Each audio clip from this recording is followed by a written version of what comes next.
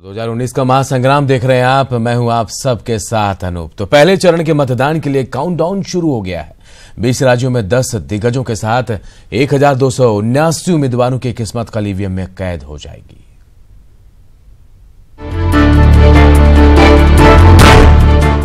लोकसभा चुनाव में पहले चरण के लिए मतदान की तैयारियां पूरी हो गई है। मतदान के मद्देनजर मंगलवार की शाम 5 बजे चुनावी प्रचार थम चुका है और उम्मीदवार डोर टू डोर कैंपेन कर अपनी आखिरी कोशिश करने में लगे हुए हैं। पहले चरण में 18 राज्यों और 2 केंद्र शासित प्रदेशों की 91 सीटों के लिए मतदान किया जाएगा। आंध्र प्रदेश, अरुणाचल, तेलंगाना, उत्तराखंड समेत 10 राज्यों केंद्र शासित प्रदेशों की सभी सीटों पर वोटिंग होगी। यूपी की 8, महाराष्ट्र की 7, बिहार की 4, छत्तीसगढ़ की 1 सीट समेत 10 राज्यों की 36 अन्य सीटों पर वोटिंग होगी। इसमें असम की 5, ओडिशा की 4 और पश्चिम बंगाल की 2 सीटें भी शामिल है। इसके लिए 182 प्रमुख उम्मीदवारों के साथ कुल 1279 उम्मीदवार मैदान में हैं। तैयारी तो लोग बहुत पहले कर लेते हैं, उसकी रिहर्सल होती रहती है और यही प्रयास होता है कि चुनाव free, fair, credible and ethical election. पहले चरण के चुनाव में कई दिग्गज उम्मीदवारों की किस्मत दांव पर है। वहीं कई दिलचस्प आंकड़े भी हम आपको बताने जा रहे हैं। 2014 में इन 91 में से 32 सीटें बीजेपी और केवल 7 सीटें कांग्रेस के खाते में आई, जबकि 2009 के लोकसभा चुनाव में बीजेपी ने इन 91 में से 7 और कांग्रेस ने 55 सीटें जीती थी। साल 2014 में इन 91 सीटों पर कांग्रेस से ज्यादा सफल 16 सीट लेकर टीडीपी और 11 सीट लेकर टीआरएस रही। इस चरण में तेलंगाना की चिवल्ला सीट से सबसे अमीर और सबसे गरीब उम्मीदवार मैदान में है। इस सीट से कांग्रेस उम्मीदवार कोंडा विश्वेश्वर रेड्डी ने अपनी संपत्ति 895 करोड़ रुपए बताई है। इसी सीट पर प्रेम जनता पार्टी के नल्ला प्रेम कुमार ने अपनी संपत्ति 500 रुपए घोषित की है। दिग्गजों में नितिन गडकरी, जनरल वीके सिंह, सतपाल सिंह, महेश शर्मा, चिराग पासवान, जीतन राम मांझी, असदुद्दीन ओवैसी, हाजी याकूब कुरैशी और नसीमुद्दीन सिद्दीकी शामिल है। हम तो चाहते हैं कि सभी आए, लेकिन हम चाहते हैं कि कम से कम 75% तो आए। पहले चरण के चुनाव के लिए चुनाव आयोग ने अपनी तैयारी पूरी कर ली है और पोलिंग बूथ पर सुरक्षा के कड़े इंतजाम किए गए हैं। साथ ही संबंधित चुनाव क्षेत्र में पुलिस प्रशासन ने भी शांतिपूर्ण चुनाव संपन्न कराने के लिए चाक चौबंद इंतजाम किए हैं। इस बार लोकसभा चुनाव 7 चरणों में होना है और मतगणना 23 मई को होगी। Bureau report, news 18 network. इधर गया लोकसभा सीट पर कल पहले चरण में वोट डाले जाएंगे। यहां कुल 10 में से 9 विधानसभा क्षेत्र के 2781 बूथों पर मतदान होना है। इसमें गया सुरक्षित लोकसभा क्षेत्र के लिए 6 और औरंगाबाद लोकसभा क्षेत्र के लिए 3 विधानसभा क्षेत्र में मतदान होंगे। इस दौरान बूथों पर निष्पक्ष और शांतिपूर्ण मतदान कराने के लिए पेट्रोलिंग मजिस्ट्रेट ईवीएम और वीवीपैट के साथ क्लस्टर सेंटर के लिए रवाना हो रहे हैं। गया कॉलेज में पूरी प्रक्रिया का जायजा लिया हमारे सहयोगी अरुण चौरसिया ने। कल मतदान होना है और इसके लिए ईवीएम मतदान केंद्रों पर ले जाने की प्रक्रिया शुरू हो गई है। आप देख सकते हैं कि ये जो गया कॉलेज में रखा गया था ईवीएम, बारी बारी से हर एक विधानसभा क्षेत्र के लिए जो मजिस्ट्रेट हैं, मजिस्ट्रेट के साथ सुरक्षाकर्मी ईवीएम और वीवीपैट को सुरक्षित ले जा रहे हैं। तो मतदान की जो प्रक्रिया है वो कल शुरू होगी, लेकिन आज ही उस इलाका क्लस्टर सेंटर है वहाँ तक मतदान जो ईवीएम है और वीवीपैट है वो ले जाया जा रहा है। शाम तक वहाँ पहुँच जाएगा और कल अहले सुबह जो है वहाँ मतदान केंद्र पर ले जाया जाएगा। तो लगातार लोग जो भी मतदान कर्मी हैं उनके सहयोगी हैं, लगातार यहाँ से ईवीएम को ले रहे हैं और जो गंतव्य स्थल है वहाँ के लिए जा रहे हैं।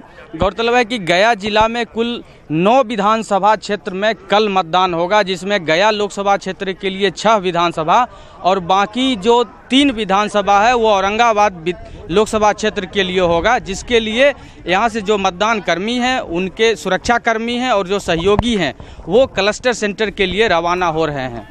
सहयोगी विपिन के साथ अरुण चौरसिया, न्यूज 18 गया। और गया में कल होने वाले मतदान को लेकर मतदान कर्मियों में खासा उत्साह। गया कॉलेज से क्लस्टर सेंटर के लिए रवाना होने से पहले इन लोगों ने न्यूज 18 से बातचीत में लोकतंत्र के महापर्व में शामिल होने के मौके को गर्व करार दिया। वहीं हर हाल में शांतिपूर्ण और निष्पक्ष चुनाव कराने का संकल्प भी दोहराया। इस बार बड़ी संख्या में महिला जवानों की तैनाती भी की गई है, जिससे महिला जवान भी काफी उत्साहित हैं। फुल सिक्योरिटी के साथ ईवीएम मशीनें जाएंगी, क्लस्टर पॉइंट पे पहुंचेंगी और कल सुबह वहाँ पे मतदान कर्मी जो हैं वहाँ पे क्लस्टर पे रहेंगे, उनको डिलीवर करेंगे और कल सुबह जो है जाकर हर बूथ पर मशीन को डिलीवर करेंगे। सुबह चुनाव कराना बहुत बढ़िया ढंग से चुनाव करा लेना यही हमारा कर्तव्य बनता है। जिस इलाके में आप जा रहे हैं वो नक्सल इफेक्टेड भी है, तो मन में कहीं से कुछ रहता है? नहीं, कुछ नहीं है, जैसा होगा उसी अनुसार हम लोग अपना ड्यूटी करेंगे। कि हमें ऐसा अवसर मिला, मौका मिला कि मैं अपना अच्छा से ड्यूटी करूं और अपने देश के प्रति जो ये इलेक्शन हो रही है ताकि अच्छे से अच्छे हम लोग नेता का चुनाव कर सके, ताकि देश आगे बढ़े, हमारा भविष्य, देश का भविष्य उज्जवल हो। चुनाव का मूल तंत्र है और हम ही लोग को सारा क्रमधार है और हम लोग अपना निष्पक्ष तरीका से कराएंगे, कोई बर्गेनिंग नहीं होगा। पहले चरण के चुनाव का प्रचार खत्म होते ही नवादा जिला प्रशासन पर चुनाव कराने में जुट गया है। जिला प्रशासन की तरफ से तैयारियां लगभग पूरी कर ली गई हैं। शांतिपूर्ण और निष्पक्ष चुनाव को लेकर जिला प्रशासन पूरी तरह से मुस्तैद है। जिला निर्वाचन पदाधिकारी सह जिलाधिकारी कौशल कुमार ने बताया कि 138 बूथ संवेदनशील घोषित किए गए हैं। इन सभी बूथों पर वीडियोग्राफी की व्यवस्था की गई है। जिले में कुल 1899 मतदान केंद्रों पर 19 लाख मतदाता अपने मताधिकार का प्रयोग करेंगे। आज अपने बूथ के लिए रवाना हो गए हैं, साथ ही साथ जोनल और सुपर जोनल भी रवाना हो गए हैं। इसके अलावा कुल 633 पीसीसीपी पेट्रोलिंग मजिस्ट्रेट हैं जो कि ईवीएम लेकर अपने बूथ तक पहुंचेंगे, उनको भी आज रवाना किया जा रहा है।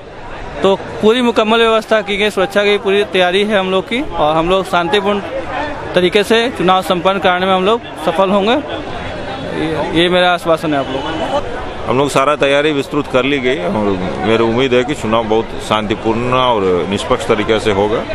और मैं सभी जिलावासियों की ये आग्रह करूंगा, किसी परिस्थिति के अगर किसी कठिनाई हो, अगर कोई समस्या हो, कोई ऐसा सूचना हो, प्रशासन को अविलंब अवगत करावे, इसको हम लोग तत्पर से देखेंगे। इस वक्त हम खड़े हैं नगर के हरिश्चंद्र स्टेडियम में, जहां पे सभी पोलिंग पार्टियों को आज रवाना किया जा रहा है। प्रशासन की तरफ से सुरक्षा के पुख्ता इंतजाम किए गए हैं एवं चुनाव की सभी तैयारियां पूरी कर ली गई है। पोलिंग पार्टियां आज अपने सभी ईवीएम एवं अन्य चुनाव सामग्री लेकर अपने अपने विधानसभा क्षेत्र में पहुंचेंगे। अब बस केवल इंतजार है कल के चुनाव का। नवादा से अनिल विशाल, न्यूज 18।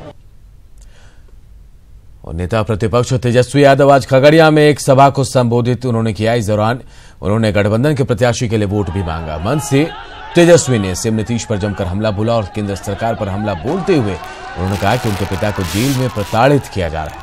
तेजस्वी से जब लालू के बेल रिजेक्शन पर प्रतिक्रिया ली गई तो उन्होंने कहा कि जनता मालिक है और वही फैसला करेगी। एक बात समझिए, जनता की अदालत जो होती है सबसे बड़ी अदालत है।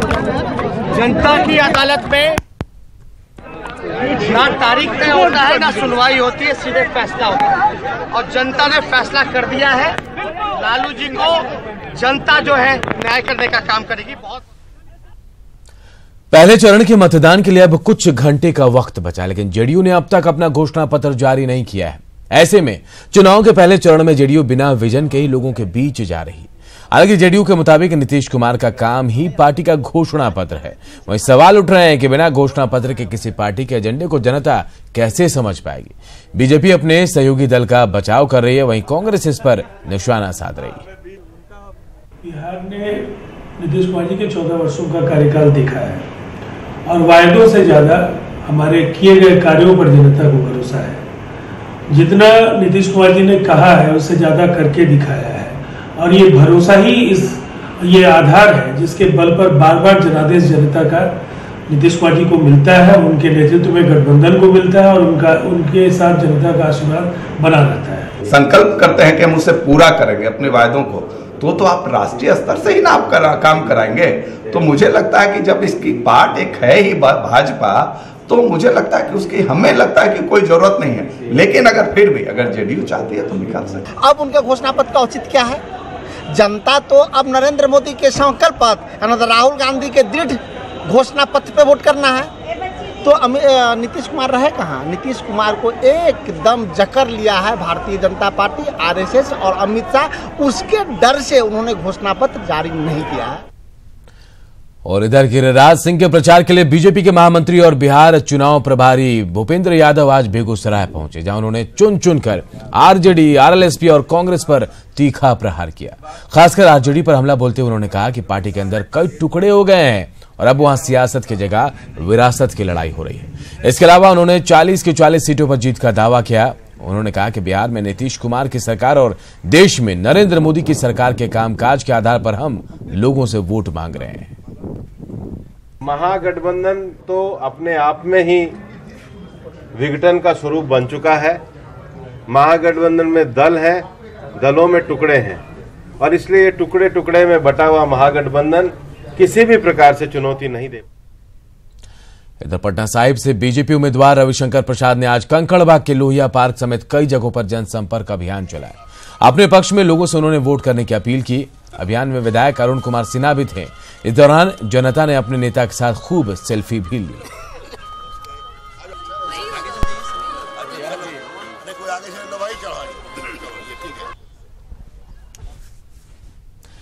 गुजरात के जूनागढ़ में पीएम मोदी ने एक चुनावी जनसभा को संबोधित कर कांग्रेस पर जोरदार हमला बोला। पीएम ने कहा कि कांग्रेस के घोटाले में एक और नाम जुड़ गया है और वो है तुगलक रोड चुनावी घोटाला। कांग्रेस ने कर्नाटक के बाद अब मध्य प्रदेश में पैसे का एटीएम खोल दिया है। कांग्रेस सिर्फ और सिर्फ पैसा लूटने के लिए सत्ता में आती है। मोदी जब आतंकवाद हटाने की बात करता है तो कांग्रेस और उसके साथी मोदी को हटाने की बात करते हैं। सबूतों के साथ, हवाबाजी नहीं, सबूतों के साथ एक नया घोटाला कांग्रेस और कांग्रेस के लीडरों के खाते में जमा हो गया है, और वो है तुगलक रोड चुनावी घोटाला।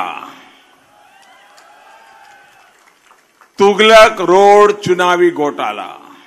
कांग्रेसियों के पास बोरा भर भर के नोटों की गड्डियां मिल रही है। पैसा कहां से कहां जा रहा था, किसके घर से निकला, कहां पहुंचा, सब मीडिया में छन छन करके खबर आ रहा है। भागलपुर के हवाई अड्डा मैदान में प्रधानमंत्री नरेंद्र मोदी कल सुबह 10:30 बजे चुनावी सभा को संबोधित करने वाले हैं। प्रधानमंत्री के कार्यक्रम को लेकर रेंज के आईजी विनोद कुमार ने कार्यक्रम स्थल और सुरक्षा व्यवस्था का जायजा लिया। आईजी के साथ सीनियर एसपी, सिटी एसपी समेत सिटी डीएसपी और पुलिस के कई अधिकारी मौजूद थे। मौके पर आईजी ने प्रधानमंत्री के कार्यक्रम को लेकर सुरक्षा व्यवस्था पुख्ता रहने की जानकारी दी। प्रधानमंत्री की सुरक्षा व्यवस्था को लेकर पूरी तैयारी कर ली गई है, और जब से ये इस वेन्यू का सिलेक्शन हुआ है उसी समय से यहाँ पर प्री इवेंट डिप्लॉयमेंट कर दिया गया है, और 24 आवर जो भी है वो सुरक्षा की पूरी व्यवस्था है। और एसपीजी के अधिकारी भी आकर के यहाँ कमान संभाल लिए हैं, और हमारी तरफ से जो भी एक्सेस कंट्रोल या जो भी व्यवस्था करनी है क्राउड कंट्रोल के लिए, वो पूरी पुख्ता व्यवस्था कर ली गई है। कांग्रेस अध्यक्ष राहुल गांधी ने अमेठी से आज नामांकन किया। यह चौथी बार है जब राहुल ने अमेठी से पर्चा भरा है। इस मौके पर सोनिया गांधी के साथ साथ प्रियंका गांधी वाड्रा का पूरा परिवार राहुल के साथ मौजूद था। राहुल ने नामांकन से पहले एक रोड शो भी किया।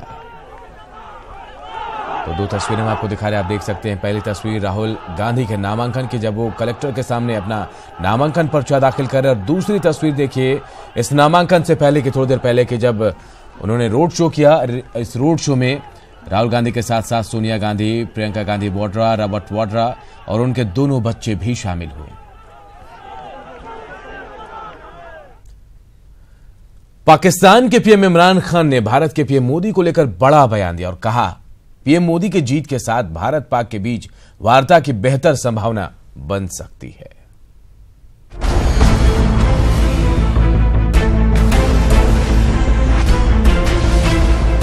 भारत पाक रिश्तों में तनाव के बीच पाकिस्तान के प्रधानमंत्री इमरान खान ने बड़ा बयान दिया।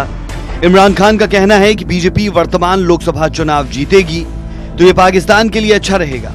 पाक प्रधानमंत्री ने कहा कि प्रधानमंत्री मोदी की जीत दोनों देशों के बीच शांति वार्ता के लिए अच्छी साबित होगी। उन्होंने कहा कि अगर राइट विंग पार्टी यानी भाजपा सत्ता में वापस आती है तो कश्मीर मामले पर दोनों देशों के बीच समझौता एक अच्छे मुकाम पर पहुंच सकेगा। वहीं इमरान खान ने कांग्रेस के लिए निराशाजनक बयान दिया। इमरान खान ने कहा कि अगर कांग्रेस पार्टी जीतकर सरकार बनाती है तो वो कश्मीर मसले पर पाकिस्तान के साथ किसी निष्कर्ष पर पहुंचने से कतराएगी। ये मोदी साहब को इसका जवाब देना पड़ेगा, क्योंकि अभी तक मोदी साहब ही कह रहे थे कि पाकिस्तान और मिलिटेंट जो हैं उनको हराने की कोशिश कर रहे हैं, लेकिन आज साफ हुआ कि पाकिस्तान वाले ही चाहते हैं कि मोदी साहब जो हैं दोबारा कामयाब हों। गौरतलब है कि इमरान खान का यह बयान ऐसे वक्त में आया जब बीजेपी और कांग्रेस अपने अपने मैनिफेस्टो में कश्मीर को लेकर आमने सामने हैं। एक और जहां बीजेपी ने अनुच्छेद 370 और 35A को निरस्त करने का वादा किया तो कांग्रेस ने अफसफा को धीरे धीरे हटाने की बात कही। Bureau report, news 18 network.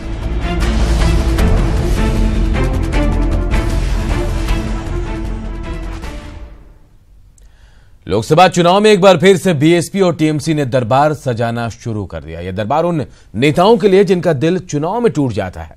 ये पार्टियां चुनाव के वक्त बगैर किसी शर्त नेताओं को पार्टी में शामिल करती हैं। रिपोर्ट देखिए। अगर आप बड़े दल के नेता हैं और इन वक्त पर पार्टी ने धोखा दे दिया तो निराश होने की जरूरत नहीं। राजधानी रांची में बीएसपी और तृणमूल कांग्रेस जैसी पार्टियों का दरबार सजा हुआ है। यहाँ आकर आप संसदीय चुनाव में अपना भाग्य आजमा सकते हैं।